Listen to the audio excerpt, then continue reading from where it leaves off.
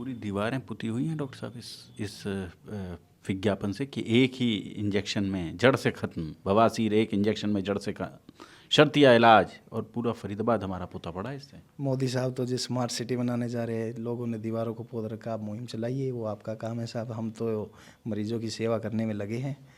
ये आपका सेवा धर्म है कि अपने शहर को सुंदर स्वस्थ बनाने में आप सहयोग करें।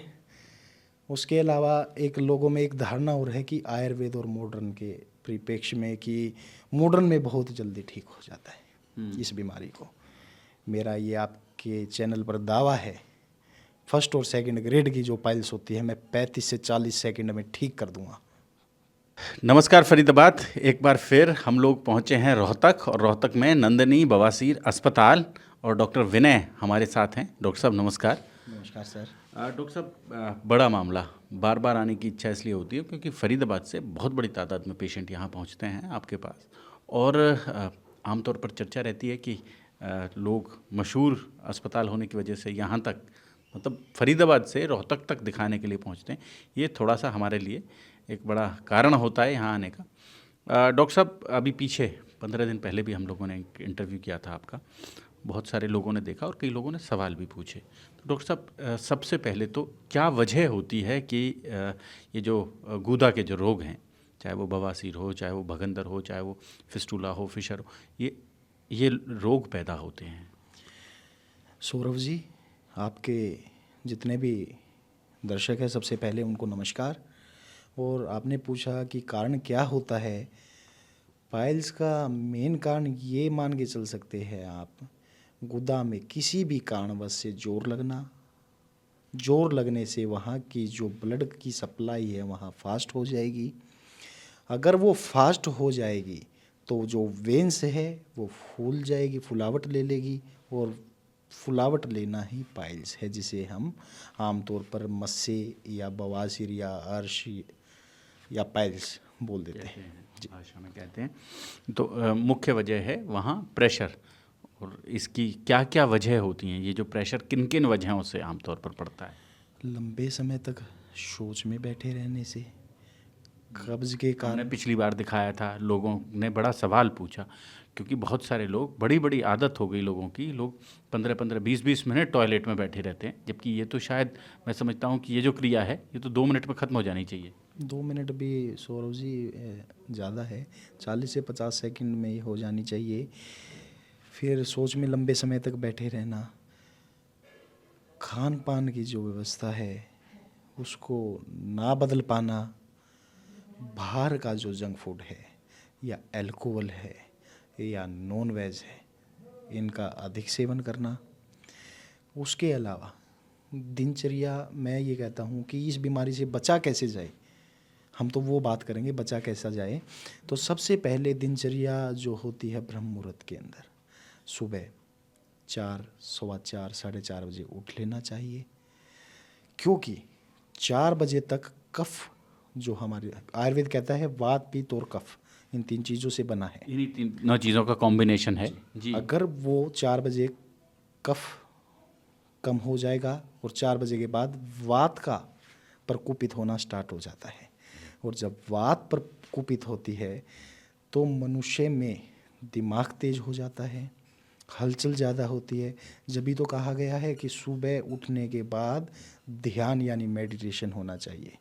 वो मेडिटेशन आप पढ़ाई का भी लगा सकते हैं, या अपना मंदिर में भी जाके लगा सकते हैं, या जो भी आपकी क्रिया है जिसे आप पसंद करते हैं या उस क्षेत्र के अंदर आप कामयाब होना चाहते हैं। तो सबसे पहले आप सुबह उठिए, व्यायाम कीजिए।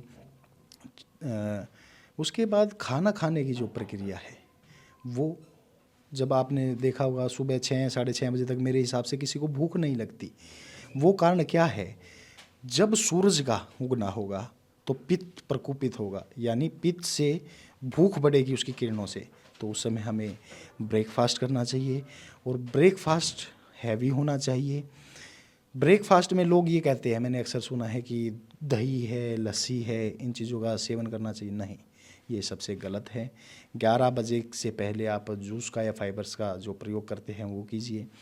11 बजे के बाद जो लंच होता है हमारा 1 बजे के आसपास, वो बिल्कुल उचित समय होता है दही और लस्सी के लिए। आप चपाती ले सकते हैं, सैलेड ले सकते हैं। और उसके बाद अपना जो 4-5 बजे का जो दरिया होता है उसमें सुबह से लेकर शाम तक जो मनुष्य है वो काम करके थक जाता है। और 4-5 बजे के आसपास मैं ये कहता हूँ कि आपकी कोई भी मन की एक्टिविटी हो, आप उसमें फुटबॉल लगा लीजिए, या आप लैपटॉप पे लगा लीजिए, या अपने माता पिता के साथ बैठना, या अपनी फैमिली में समय देना, या उनके साथ बैडमिंटन खेलना, ये ज़रूर करना चाहिए। क्योंकि जब आप अपनों में बैठोगे, जो सुबह से लेकर और शाम तक का स्ट्रेस था वो नेचुरल दूर होता है। शाम का खाना सूर्य छिपने से पहले खा लेना चाहिए, ताकि आप 2-2.5 घंटे उसके बाद भी कार्य करते हैं, और वो कार्य करने के बाद आप निश्चित रूप से सो सकते हैं। फिर आदमी ये सोचता है कि सोना कितने घंटे ज़रूरी है। हर आदमी के मन में क्वेश्चन आता है। जो कफ प्रकृति का है उसको कम सोना चाहिए, पित्त प्रकृति का है उसको उससे थोड़ा सा ज़्यादा सोना चाहिए। यानी मैं ये मानता हूँ जो कफ जिसका प्रकोप होगा उसको 6 घंटे की नींद सफिशिएंट होती है। क्योंकि आप किसी भी चीज़ को पंच महाभूत और त्रिदोष वात पित्त कफ और आकाश वायु अग्नि जल पृथ्वी, इन सब के संपूर्ण सहयोग से ही सृष्टि चलती है, मनुष्य चलता है, कोई भी चलता है, इन्हीं सब चीज़ों से चलता है। आयुर्वेद के संपूर्ण ज्ञान का आधार ही ये तीनों दोष हैं और ये पंच तत्व हैं। जी बिल्कुल सही कह रहे हैं। डॉक्टर साहब, एक बड़ा सवाल आता है। बड़ा सवाल ये कि आम तौर पर लोग इस बीमारी को छिपाते हैं। गुदा के जो रोग हैं उन पर चर्चा करने से बचते हैं, उन्हें छिपाते हैं और एक बड़ी शर्मिंदगी सी महसूस करते हैं। तो उसका भी कोई दुष्परिणाम देखने को मिलते हैं? बिल्कुल। अभी जैसे हम यहाँ आ रहे थे तो बहुत सारे लोग बैठे थे, तो हमने जैसे कैमरा, तो बहुत सारे लोगों ने चेहरा ढकने की कोशिश की, मतलब नहीं चाहते कि उनकी आइडेंटिटी पता चले। और केवल इसी बीमारी में नहीं, बहुत सारी बीमारियाँ हैं जिनके बारे में लोग नहीं चाहते कि दूसरे लोगों को जानकारी मिले कि हमें ये बीमारी हो गई। सौरभ जी, ऐसा है, कुछ बीमारियां ऐसी होती है जिससे मैं मानता हूं कि आदमी शर्मा जाता है, पर पाइल्स, फिस्टुला या फिशर कोई छुआछूत की बीमारी नहीं है। आपके दर्शकों से यही अपील करते हैं कि इस बीमारी से बिल्कुल ना शर्माइए। अगर आप कहीं जाकर ठीक होते हैं तो उनका आपके, क्योंकि मैंने देखा है जैसे हमारे पास से कोई इलाज करा के जाता है और जब उसके रिश्तेदार या उसका भाईचारा या परिवार के लोग जब उनसे मिलने के लिए आते हैं, क्योंकि एक परंपरा है कि कोई भी बीमार होता है तो रिश्तेदार मेल जोल के लिए आते हैं, तो उस समय ये पता लगता है भाई मेरे को भी ये समस्या थी, उसको भी थी, फलाने को भी थी। तो जब सारा निचोड़ निकालता है ना तो पेशेंट आगे बोलता है कि डॉक्टर साहब मैं तो यही सोचता कि ये तो मेरे को है, ये तो पूरी दुनिया को है। तो वही है, शर्माते हैं लोग। आपके दर्शकों के माध्यम से कहना चाहता हूँ, इस बीमारी से शर्माइए मत, तुरंत अपने नज़दीकी गुदारोग विशेषज्ञ को दिखाइए। झोला छाप से ज़रूर बचें, आपके जीवन को बर्बाद कर सकते हैं, क्योंकि कई व्यवस्था है, आप सस्ते के चक्कर में चले तो जाएंगे लेकिन जीवन से भी हाथ धोना पड़ सकता है। इस बात में भी मुझे कहने में कोई संकोच नहीं है। संकोच नहीं है। डॉक्टर साहब, एक और सवाल, अभी ये चल रहा है कि एक इंजेक्शन में बवासीर जड़ से ख़त्म, तो ये इंजेक्शन वाला जो थेरेपी है ये क्या है? सौरव जी, ऐसा है, एक मैं इंजेक्शन का जो एक पेटेंट है उसका नाम तो सार्वजनिक नहीं करूँगा, नहीं तो फिर सब लोग इसको यूज़ करने लग जाएंगे। पेटेंट है लेकिन उस पेटेंट को बहुत कम लोग जानते हैं।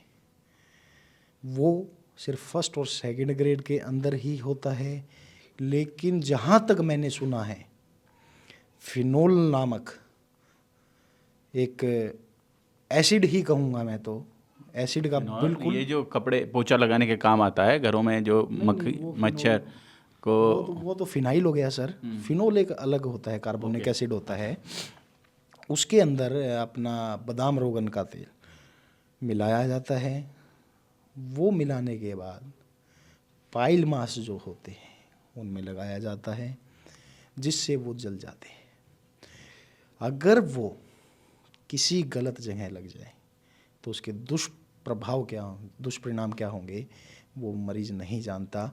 और मैंने तो ऐसा भी देखा कि मरीज़ डॉक्टर के पास एक उम्मीद कर जाते हैं, एक स्लिप बना देंगे, उसी के ऊपर सब कुछ लिख देंगे इतने पैसे देने हैं, 20,000, 30,000, 35,000, 40,000 तक इंजेक्शन से लूट लिए जाते हैं। ये भी एक शर्म की बात है।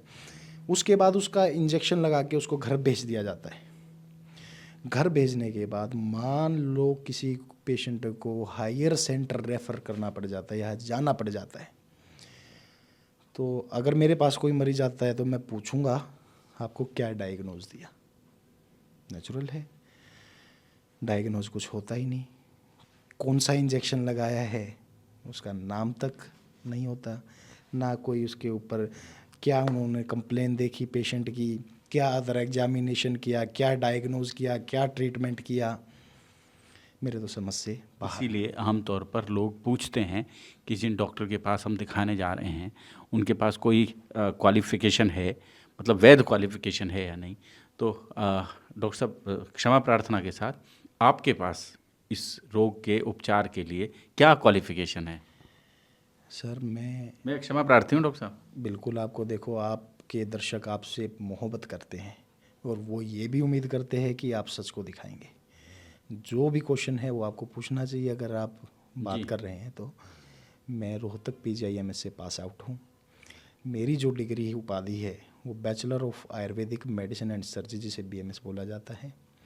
उसके अलावा 1 साल का मेरा national institute of health and research science के अंदर सार सूत्र का डिप्लोमा है, जो मैं स्पेशलाइजेशन जिस क्षेत्र के अंदर मैं कर रहा हूँ। तो उसी क्षार सूत्र विधि से आप ये इलाज करते हैं? जी, मैं सार सूत्र विधि से ही इलाज करता हूँ।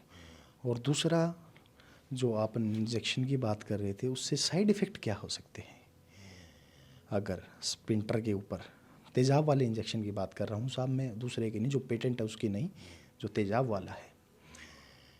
आपके दर्शकों से ये कहता हूँ कि आप कहीं लगवाने भी जाओ तो एक वो ज़रूर देखना, वो पीले पीले रंग का होता है, उससे बचें अगर स्पिंटर के ऊपर लग जाता है। पूरी दीवारें पुती हुई हैं डॉक्टर साहब इस विज्ञापन से कि एक ही इंजेक्शन में जड़ से ख़त्म, बवासीर एक इंजेक्शन में जड़ से शर्तिया इलाज, और पूरा फरीदाबाद हमारा पुता पड़ा है इससे। मोदी साहब तो जो स्मार्ट सिटी बनाने जा रहे हैं, लोगों ने दीवारों को पोत रखा। आप मुहिम चलाइए, वो आपका काम है साहब। हम तो मरीजों की सेवा करने में लगे हैं।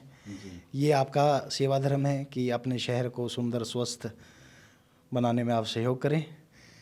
उसके अलावा एक लोगों में एक धारणा और है कि आयुर्वेद और मॉडर्न के परिप्रेक्ष्य में कि मॉडर्न में बहुत जल्दी ठीक हो जाता है इस बीमारी को। मेरा ये आपके चैनल पर दावा है, फर्स्ट और सेकंड ग्रेड की जो पाइल्स होती है मैं 35 से 40 सेकंड में ठीक कर दूंगा। मतलब घर जाने से पहले, मेरी OT टेबल से बाहर आने से पहले वो उसको पाइल्स नहीं रहेगी, ये मेरा दावा है। लोग इस चीज़ को नहीं जानते, आयुर्वेद को नहीं अपनाते, क्योंकि मेहनत है। सस्ता भी इलाज है, मेहनत भी है, लोग उस चीज़ के लिए नहीं जाते।